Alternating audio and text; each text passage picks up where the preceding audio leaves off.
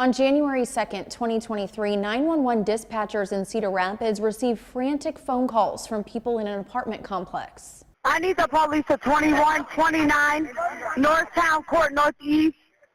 Okay, she in the yard. She's oh my. One of those phone calls comes from Shane Teslik, who is with his girlfriend Jessie Chavez. He refers to Chavez as his wife while admitting to dispatchers he stabbed a different woman. I stabbed her. I told her she came to my family. Can I kill her? You stabbed your wife? No, I stabbed this that was assaulting my wife and punched me in the face. The dispatcher trying to find out if the woman is okay. Hey, is the person still there that was stabbed? Yeah, she's on the floor outside. Okay, can somebody go to her? I need to know if she's conscious and breathing. Can you tell me? I don't know. Our callers stating they stabbed someone. Very, very uncooperative. Very unreal. Officers arrive at the apartment complex where Shane Teslik and Devonna Walker are neighbors to find Walker on the ground, bleeding from a stab wound to the chest. Bystanders checking on her. It's too late. Walker is dead. Cedar Rapids police immediately start collecting evidence at the scene and discover there's video of what happened. It starts in the middle of a shouting match between Jessie Chavez, seen in the black, and Walker in the red. Teslik is heard calling Walker the N-word. Seconds later, Walker charges at Chavez as she's walking away, leading to a scuffle where Teslik stabs Walker with a kitchen knife. 911 calls from witnesses back up what's seen on the video. She kept getting into an altercation with this white guy, and he called her and my son seen her drop to the ground. He said it looked like she got stabbed. Despite those witnesses, video of the stabbing, and Teslik's own admission, investigators don't have enough to make an arrest. That's because there are questions about whether this was self-defense, and prosecutors need to make sure any arrest holds up in court. When you look at the video, the first question you have is, well, is this a case of self-defense or defense of others? And when we decide to charge somebody with a crime, we not only investigate the crime itself, but potential defenses that might be used. Investigators bring Teslik and Chavez in for photographs of their injuries and where they say Walker hit them. Investigators also get a chance to question Teslik. I told her, I will stab you, get away. She still kept punching me, so I took action. That's when officers discover there's a history here. I just try to protect my family. No, I know. We did not.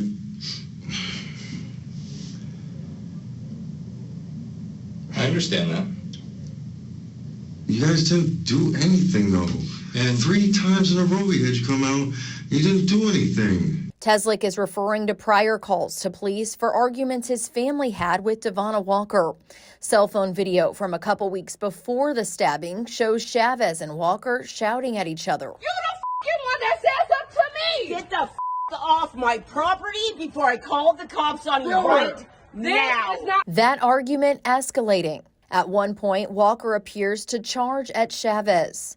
In another clip, loud quarrels continue in the neighborhood with Teslik getting involved. Oh, is that you? No, stop. No, Shane. No, you're not going to jail. Shane. Dad! Cedar Rapids police did show up that night, but no one is charged. Then, on December 21st, another argument ensues. Teslik is heard calling Walker the N-word during that argument, too. No one was charged in either December case. Both incidents were still classified as under investigation at the time of Walker's death. But Teslik pointed to those incidents when telling an investigator he lived in fear and was protecting his family. I feel fear for even living in that place. Yeah, and you've called several times since then, correct? Yeah. As investigators focus on proving Teslik was not acting in self-defense, the case is about to get new pressure. Video of the stabbing becomes public on January 11th when it's sent to local newsrooms, prompting protests with community members demanding an arrest. The focus is that racial slur shouted just before the killing. No peace! No peace! And it's a focus for Lynn County Attorney Nick Maybanks, too. To be abundantly clear, our office and I, personally, am very aware of the disgusting, hateful, and vile language that has been seen on a video that has been publicly accessible. The use of this language is being considered in this investigation. But the U.S. Attorney's Office tells prosecutors just using a racial slur does not make this a federal hate crime, and Iowa law does not have a hate crime law related to homicides. Meanwhile, investigators are working quietly behind the scenes to determine whether Teslik's claims of self-defense are justified, including talking with the property manager at the apartment complex where Teslik and Walker lived. Jesse Chavez filed a resident complaint form against Devonna, and then you went and filed for a 30-day eviction. Right. I don't automatically always do that when there's a resident complaint. But in Devonna's case, unfortunately, I mean, she had gotten in a lot of trouble out there. So I'm just like, okay, this is it. As calls for an arrest continue, investigators stay in touch with Teslik while waiting on Walker's autopsy report and battling misinformation online. One rumor claiming Teslik's dog was sent after Walker. An email from the medical examiner to a Cedar Rapids investigator revealing there was zero evidence of any dog bites at the time of autopsy. People were saying things like the victim was stabbed numerous times and saying things that just didn't happen. On February 27, 2023, nearly 2 months after Walker's death, Shane Teslik is charged with voluntary manslaughter and disorderly conduct. Lynn County Attorney Nick Maybank says charging Teslik with a hate crime would have meant charging him with a lesser offense based on Iowa law. At trial, Teslik's attorneys argue he acted in self-defense.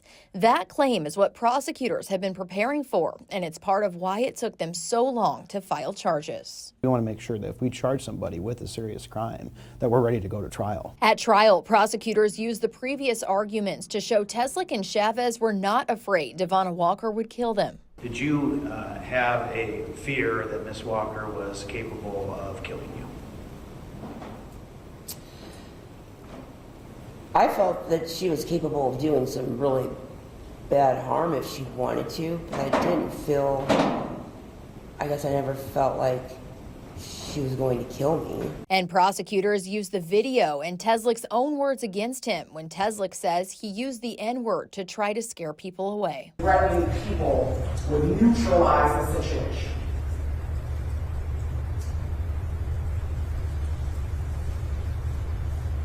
Yeah, they did attack. This was a lot of it. Right. She wasn't going after me, she came after Jesse. You believe she came after Jesse after you said the N-word? I'm just going by what they hear shows. So am I. Prosecutors laying out a case that Teslik took his past fights with Walker and used the N-word to draw her into a deadly confrontation. When it's used abusively and threateningly, out of anger toward a black person, when coupled with directives like shut up, or I'll kill you if you come near my house, it is also a word of provocation. After watching the video of the incident and hearing the testimony, a jury finds Teslik guilty on both counts. While this case was emotional for the community and took time, Maybanks believes that time helped secure justice. I think a prudent, competent prosecutor would want to make sure that they have everything they need before they take the very serious step of charging somebody with a crime. And in this case, I'm sure glad we did. Walker's family thanking the community for their support following Teslik's conviction in her death, writing in part, "Your kindness and compassion have been a source of strength for our family as we navigate through the loss of Devonna Walker." Teslik was sentenced to 10 years in prison with the possibility of parole after 5 years. I reached out to his attorney, John Bruzik, for this story. He told me this case is currently on appeal and they, quote, expect the court will properly apply the law and rule accordingly. In the studio, Kristen Rogers, KCRG TV9 News.